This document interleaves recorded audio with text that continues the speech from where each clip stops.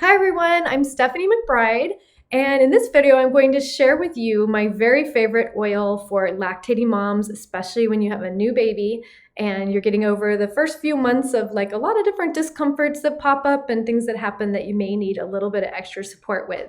This oil is so remarkable because there's literally no other time in life where I can think of one oil that kind of handles everything that may come up for you.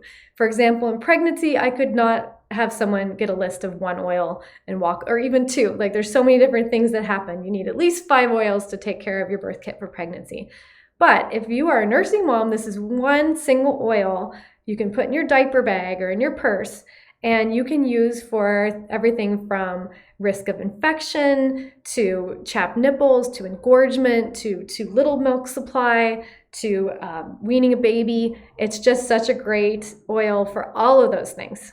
And it is geranium. So geranium is also great if you don't get a good night's sleep. So when else during life than like postpartum when you have a new baby waking you up do you especially need this kind of attribute?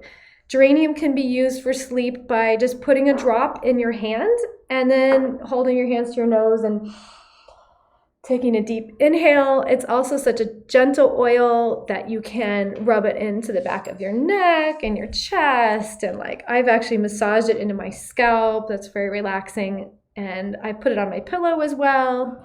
You can take a bath with it. You can have your partner or your toddler or do a self-massage with it before bed. So it will help you if you're someone who gets a second wind, or maybe you're just too tired to sleep, because it does lower nighttime cortisol levels and also helps you to sleep more deeply.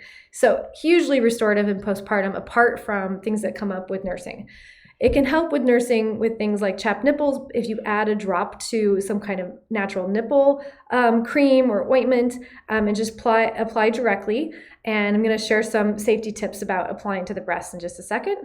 Also, with engorgement, it can be nice cold, so you might mix it in with about 16 ounces of cold water or put it in the refrigerator with a glass jar with a lid on, cold water. And then you can either shake it or you can add some kind of emulsifier like glycerin to help the oils mix with the water. But at that point, you would just want to take a cloth and actually like soak it in to the mixture and then apply it sort of as a cool poultice on your breast for engorgement. It can also be used to increase milk supply, and it's actually seen as a balancing essential oil with this regard. So it's also used for weaning, and it can just be more for regulating breast milk production. Now, if this doesn't work, there are other oils such as fennel that can be used, and basil to help increase milk supply, but you may as well try with geranium first. And how I would recommend doing this is to mix it with a little bit of carrier oil, maybe a couple drops of geranium to a couple drops of geranium to about a teaspoon or half a teaspoon of a carrier oil, like coconut oil. And then you just simply apply in the direction of the nipples all over your breasts. And you do this frequently throughout the day, but it's very important when applying essential oils to your breasts and when you're nursing to do this after the baby's nursed.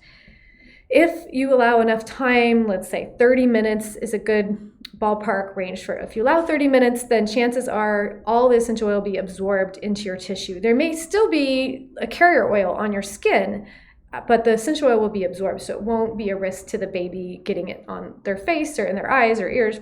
If you don't know for sure that that's been all absorbed into your body and you need to nurse more frequently than 20 or 30 minutes, then you might take another cloth with a little bit of soapy water and just clean off the breast before nursing so that you don't have any kind of risk of having oils get in the baby's eye or on the cheek or face. If there's any kind of contact with the baby that has a negative reaction, I recommend diluting the baby's face or eyes even with some kind of carrier oil. And that could be olive oil, coconut oil, sweet almond oil, whatever you have around is how to use that. And also it can be used to help to ward off infection. So mastitis or breast infection is very serious. Definitely talk to a practitioner if you have a fever or pain in your breast or any other symptoms of mastitis. However, while you're waiting for the call back, go ahead and use geranium and see if that might support this. And you can apply it the same way you would for engorgement with the cold cloth. You can add frankincense and tea tree oil to that mix, or you can do it as an oil. If you do have a lot of heat, then keep in mind that carrier oils tend to hold in heat, whereas like a water-based cool compress type of thing will actually help to cool the area. So that might be more indicated unless it's too chilling for the mother. So those are my tips for using geranium essential oil as a nursing mom. And I hope that you've enjoyed them and that you'll get a lot of benefit out of this oil yourself or from sharing it with others. Take care, everyone.